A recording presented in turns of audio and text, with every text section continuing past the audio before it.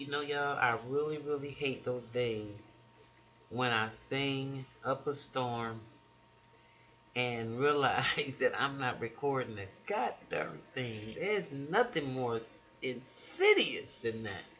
So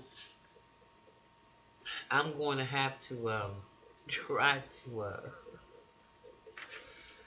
Jesus. I'm gonna try to do this again, and y'all have to bear with me, okay? Because I got a letter from Narctar, N- N- Nar- Narcatar, and it is very it's very touching. So good morning, good afternoon, good evening. Welcome to the Mental House. I'm your host, Khadijah, and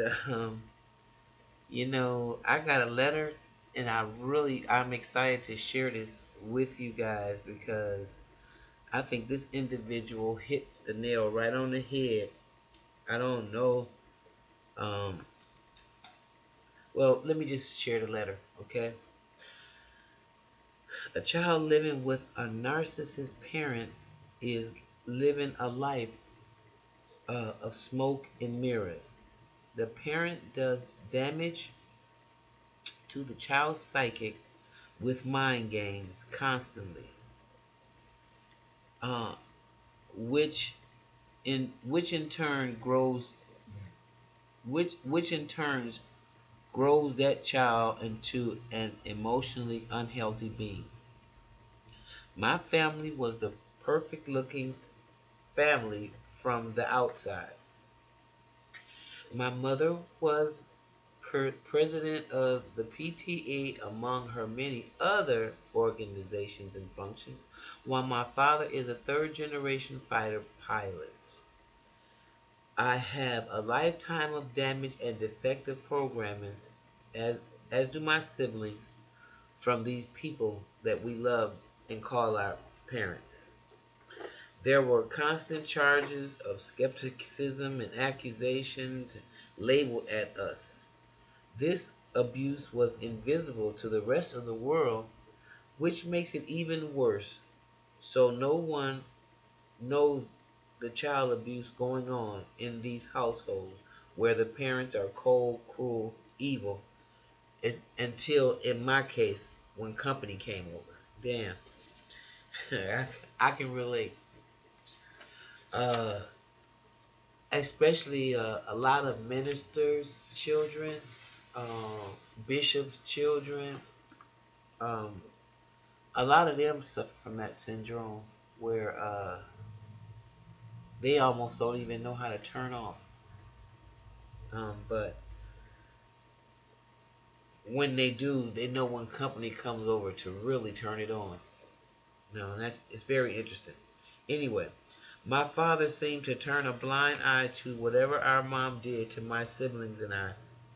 My mom single-handedly destroyed my brother's relationship as she interfered and showed up every day at my brother's home until his fiancee, up until after complaining from his fiancee, she left him for his lack of boundaries set for our mom. My mom believes she has a pass to every aspect of our lives, even as adults. However, she would never admit that. Mom often drove wedges between my brothers and my sisters so we would not have a close relationship, and she cunningly and manipulatively drove us apart every chance she got.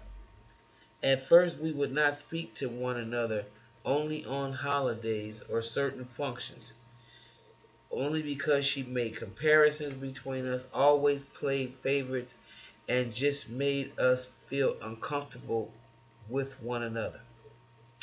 All this has changed as we began changing notes in the last 2 years, and we are working on mending all of the lies. Wow, that she has really been a part of. See, she wanted to control the information between myself and my siblings. These are some of the damages that the narcissist can do. Damages that you cannot see. However, they are painful. No less painful. Narctar, let me tell you something. You hit that shit right on the head. I thank you very much for your honesty. I thank you for sharing. Um, I don't even think it's anything else I can add to that.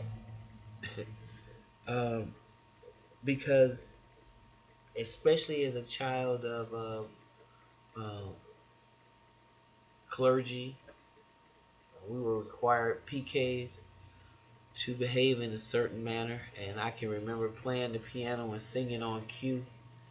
Um, and so I could be a little mini me or a little person that my parents could be extremely proud of.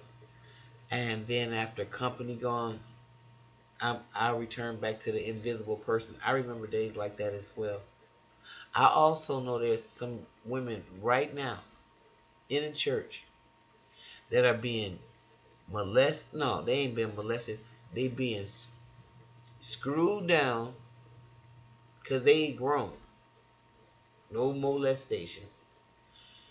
The pastor screwing 2 and 3 and 4, and guess what? They know about it. And if that's not the biggest set of narcissist codependent relationship, then I don't know what is. Uh, I want to thank everybody that shares a story, because when you do share those stories, just get in touch with how it make you feel inside. Um, or when you start thinking about some of these things, does it affect how you see certain things? Those are the questions that we have to ask ourselves. Because with faulty programming, you can see the world through a different lens. And that lens that you're seeing it through may not be necessarily be the lens that you would be looking through if you